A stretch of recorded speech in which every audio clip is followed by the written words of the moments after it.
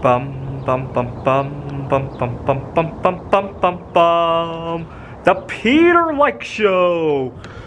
Bum bum bum bum bum bum bum. I'm in a suburb of El Paso right now, and I really felt at home when I got here. The pace of life is just a heck of a lot slower. People drive a lot less aggressively here, and people live a lot more humbly here as well. You don't see a lot of materialistic attitudes, and also the slow pace of life, right? I didn't have too many people honk at me. I tend to drive a little bit slow, and just because I like to enjoy the scenery, and I like slow attitudes in general. As you guys may know, I've been battling binge eating problems, and I find just slowing down and thinking before you eat and enjoying it as you're eating. And sometimes I translate that to other things in life, so I drive a whole lot slower. I tend not to be reactionary, which is a big problem for me because at the workplace, sometimes I'm slow to think of things. So for example, I really hate face-to-face discussions. I really love email, because an email will come, there will be something tricky in it, and I could sleep on it. Oh, I love that. I can't tell you how many great ideas I've had during a dream. At a face-to-face discussion, oftentimes I'm not reactionary enough. I walk out of the office, my boss's office, and all of a sudden, down the hallway, the right idea will come. And sometimes I even debate, should I turn around and go back to the boss's office and say, hey, I just thought of something? Sometimes that wouldn't flow very well. I bet if I worked here in El Paso, it would play out a whole lot differently, right? I can't tell you how many times I've done that. And the pace of life here is just a whole lot slower. You could deliberate on things. You know, one of the biggest problems over in Phoenix is that you're driving on the road and you're lost, and everybody's impatient with you. I didn't run into that. I was super lost yesterday when I first got here, obviously. And I didn't hear... in fact, I was expecting to hear somebody honk, and not hearing the honk kind of disturbed me a little bit just because of my expectation. Obviously a lot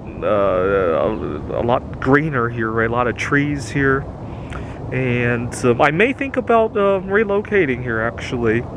But I think more importantly, I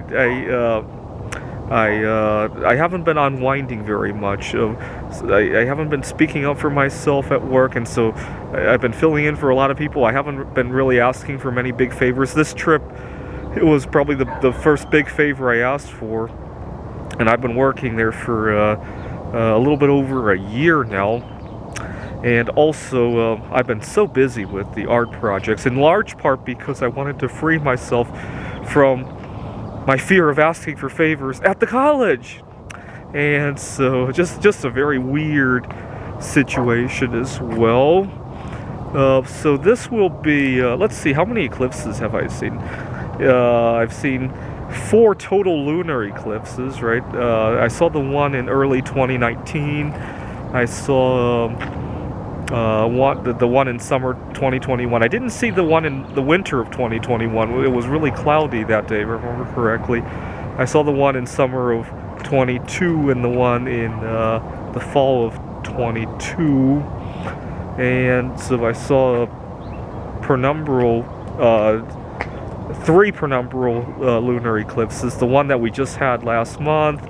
I saw one on 2 of them in 2020. The one in November I saw in Wallace, Idaho, and then there was one on July 4th, 2020, the Saturday in the Park, July 4th. That one wasn't nearly as visible. I don't think I really saw a difference in the moon on the Saturday in the Park one.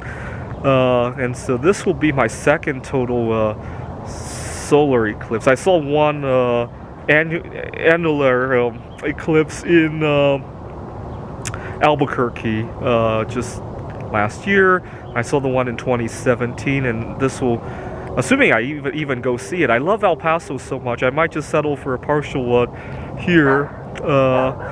But it will be my second I was just thinking last night. I was thinking I need to play everything out like the one in 2017 because I've had a very lucky 7 years, despite all this bickering about the vacations, about the treatment of solosexuals in our society. The years between 2017 and 2024 have not been a total disaster for me. I started my art career. I had a great time living in Wallace, Idaho. I had 3 serious of girlfriends during that time. I wrote a number of computer games, especially the backgammon AI and right now Scrabble. And I had a relatively successful career pivot, starting the work at the community college, and I'll probably pivot again with the art projects. I accumulated.